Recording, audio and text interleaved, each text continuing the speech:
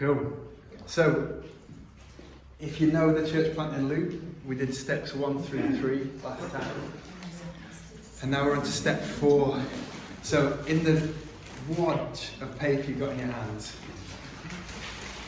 try and find the things that allocate to step 4. And we're going to do a few sessions on step 4.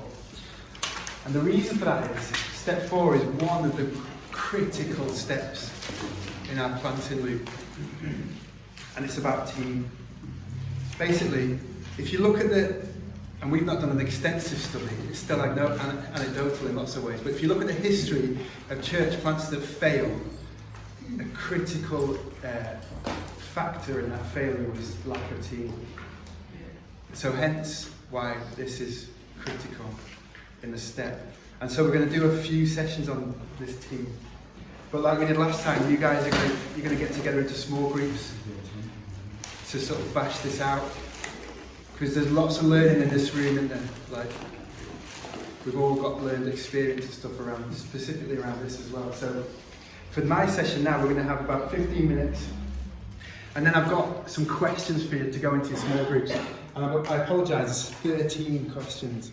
So you don't have to make your way through those questions today, but I'd encourage you to take them away to think through, and then we'll come back together.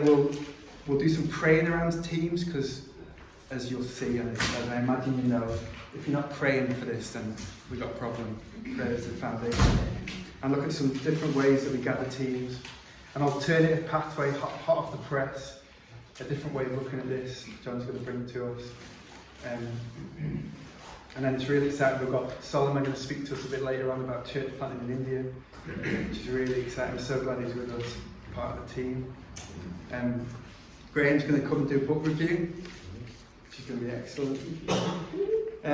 So yeah, come prepared to share, certainly in those small groups. It's a key part. So step 4, I'm just going to go over the basics really quick. And if you've got a notebook, if you've got something to take notes, I'd encourage you to take notes, things that jump out at you, and ask the Holy Spirit to lead you in this and to teach you in this as to what you might. Thanks, Gareth. She's coming back. She's been booted out. Thanks, mate. And it's also worth acknowledging. It's also worth acknowledging there's different people in this room. There's a majority of you who are team members, so not church leaders or team leaders. Majority of you are part of that sort of launch team or core team if you've already launched, and there's a few of you that are church leaders. So you need to just acknowledge that, who you are, and then bring yourself into this situation, because a lot of what we talk about is, a lot of who we're talking to is church leaders and team leaders, but we do talk to you guys if you're part of the team as well. So this can feel like an overwhelming task, and I certainly felt it in the church plants we've been involved in. When we first did Oldham's church, our previous church plant, we had the bare bones of a team. We didn't have many people around. We had another family who were barely Christian, as in they'd just become Christians, and they were a beautiful family, but they weren't team members in the sense that what we're talking about here. And so it can be overwhelming. The good news is God knows that it's overwhelming. In fact, He knows it so much that we have a thing in Antioch that look for the prayers that Jesus asks us to pray. So look for the prayers that God Himself asks us to pray. And one of those prayers is, you know it? You will know it. Ask the Lord of the harvest, therefore, to send out workers into His harvest. And it's a prayer that many people across the planting world pray every day. And I'd encourage you to do that yourself. If you're part of a team, pray for more team. If you're a team leader, pray for team. Because God knows this task, but He's also called you, and He wants to gather workers. So team, what are we talking about in Antioch? Well, we're talking about gathering around a team of about between 6 and 10 people who will be at the core of the church plant. And interestingly, just to acknowledge, there's 2 kinds of people who may form your team. One is the kind of person who's heart and soul committed to what you're doing. They're in. But there are also helpers, and I think it's really important to acknowledge that. And these helpers are, you'll find them around what you're doing. It's just going to be part of what you do. And helpers are really important. It might be easy to think negatively about helpers because you want them to be in. You want as many people as possible in, don't you? Burning, like you're burning for this thing. And it might almost seem a bizarre idea to acknowledge and allow, in a sense, helpers to be around, but it's important. We encourage that. In Oldham's Church, we had lots of helpers who were around. They bring resources, they bring connections often, they bring maybe a temporary buzz, what we call it. The thing is with a helper, you've just got to be clear about expectations, clear about what you're expecting, and they need to be clear about what they're doing here as well. And if that communication is really clear, then it's good, we're all good. What you don't want is just a team leader and loads of helpers around. That's not the end goal. We want a core team, like we said, around 6 to 10 people. Helpers are often around the edge. In fact, there's different people who do different things with helpers. For a period in Oldham's Church, we pushed the helpers away, if I'm honest, because we didn't want the culture of our church plant to be flooded, if that makes sense, to be overwhelmed. And it got to a point where we stopped not allowing them to come and be part of things. But in that critical period of pre-launch, and let me just give you some examples of who they were. People from the parish church who were really excited about what we were doing because we were in their parish. And some of those guys were really good people. Some of them were just buzz seekers. They're just like the next new thing. And it won't take long before you spot who those people are. But it was really important for us because we were working in this very specific geography with a local context, a local council estate, to keep those helpers at bay. So acknowledge who they are and communicate well. Another thing to acknowledge, just as we skirt over the basics of our experience with team gathering, some people will go once you launch, or even beforehand. Some of us in Antioch reckon there's around a 50% rate of people who will leave, who were part of the team. My experience on the States is not about 50%, it's a little less than that. So if you know that, then don't take it personally when they do. There's going to be a rate of people who move on, who pass through what you're doing and move on. It's just part of what happens. The other thing to say is, let's look at a critical thing is how Jesus recruited his team. He said, "Come follow me," didn't he? It's about him. And what we're doing here with our team is enabling them in their calling to follow Jesus and to become more like him. That's the primary thing we're doing here. And so as the leader, if you're the leader or if you're already a team member, are you yourself living that out every day? That's your primary call to follow Jesus. And just a little note here, we say Jesus didn't recruit apostles, did he? He didn't recruit Peter the Pope, if you believe he was the Pope. He didn't in that moment say you're going to be the head of the church. He recruited disciples, people who said, "I'm following you, Jesus." He knew Peter before he called him from his boat. And he didn't appoint the apostles until later. This is an important principle. You don't give power and leadership over to the team too soon. The key part of what we do as a team is just to wait and watch and see how that team develops. At this stage, certainly in pre-launch, your team is not your leadership team. That's a really important thing to say. There might be later on, that leadership team might emerge. That team is a community, it's a family. It's not necessarily a leadership team. That's really important to say. And I guess on that line then, power dynamics in church planting teams. You're going to have to listen carefully to potential team members. Again, talking about those expectations, really communicate healthily and make sure people are expressing them. What is it that they're expecting? What do they want? And have you been clear about what it is you're doing? Crystal clear clarity on the vision of your church plant is about. Interestingly, if someone asks for power, then it's probably a sign that you shouldn't give it. But if they offer to serve, then it's probably a good place to start.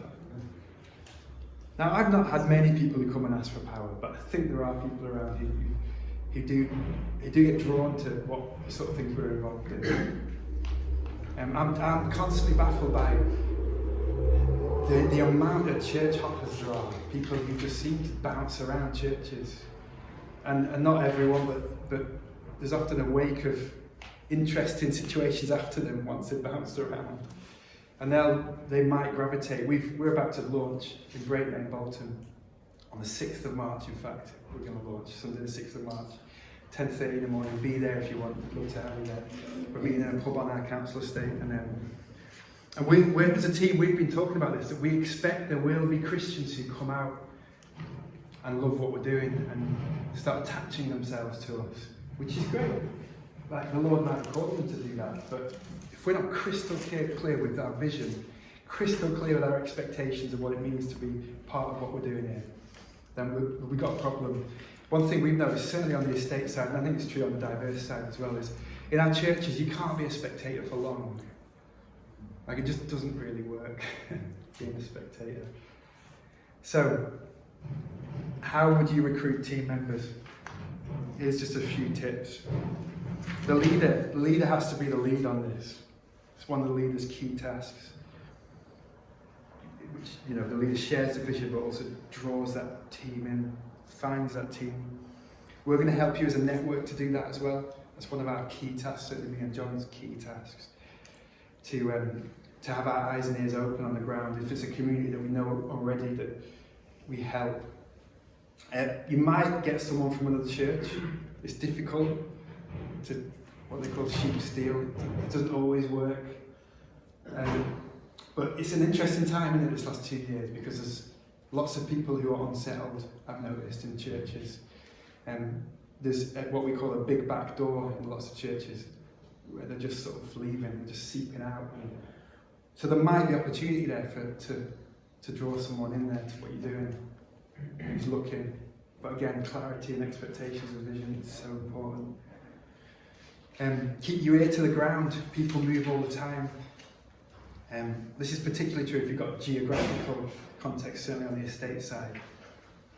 Missionaries. We much stronger on the diverse side, but we're becoming a magnet for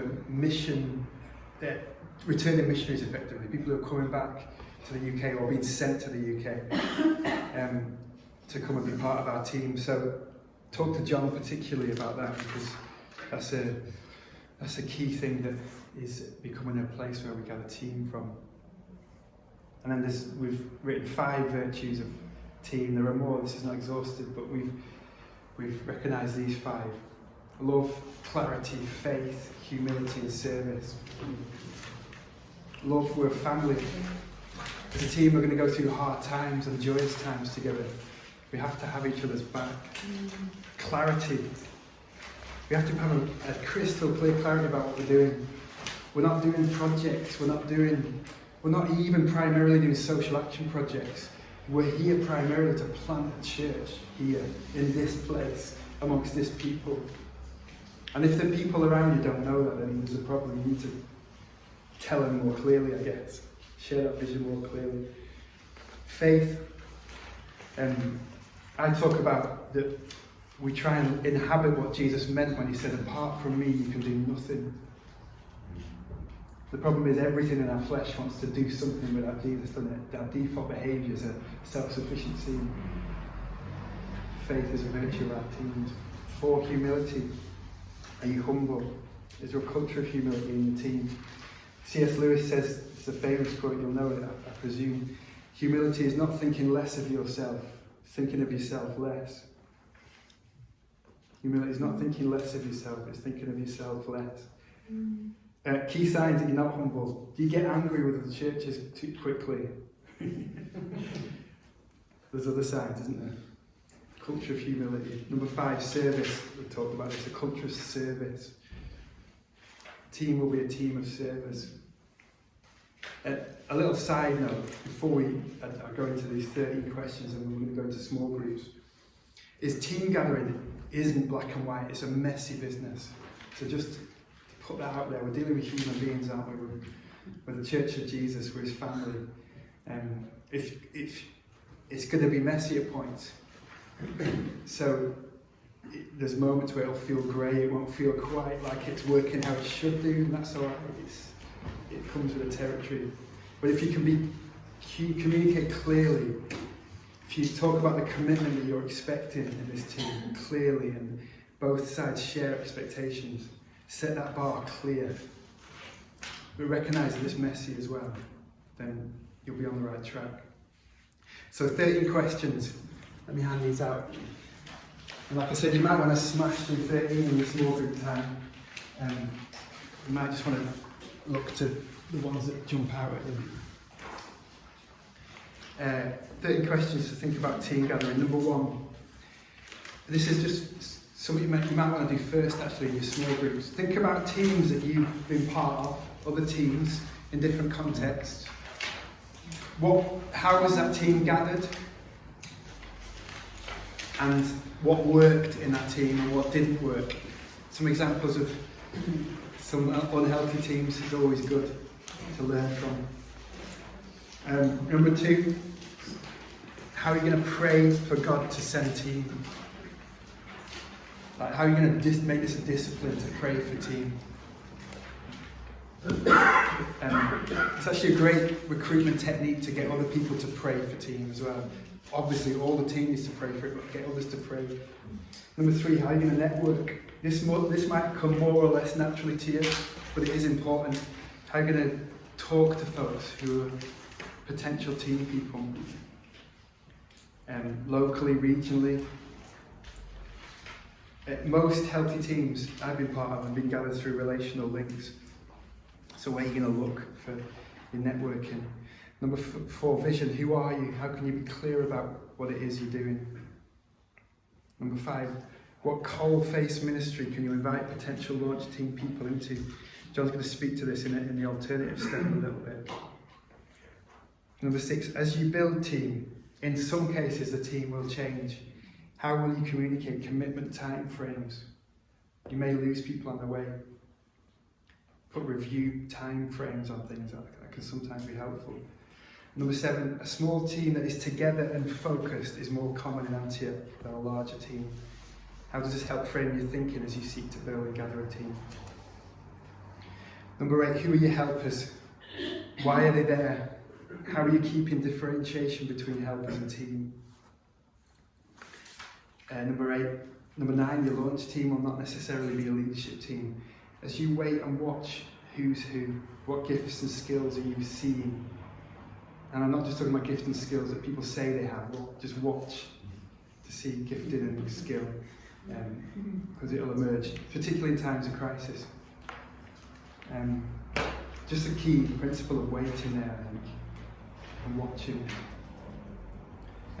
Number 10, expectations. How can you communicate these healthily and honestly, yours and theirs? Number 11, how are you going to build a culture of family, laughter, love, clarity? One thing we've noticed in this ministry, and I think if we've been in ministry for a little while, whatever context, you'll know that it gets intense quick. Like, it doesn't take long for things to snap into intensity. So if you've not got laughter around, then it's going to be difficult.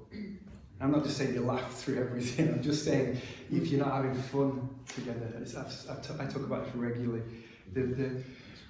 In our church plant, a big guy called Sam died of an overdose, big key part of our church, and I remember the week after it was horrific, and literally in that same week our engine fell out, like it fell out of our car. How does an engine fall out of a car?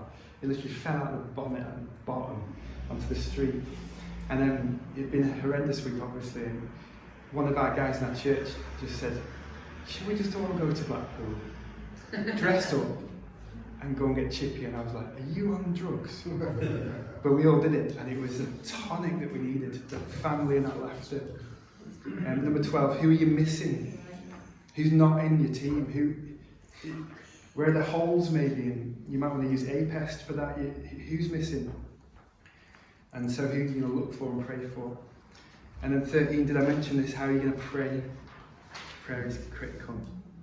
So we're going to go into small groups, 2 small groups, Pete, is that right?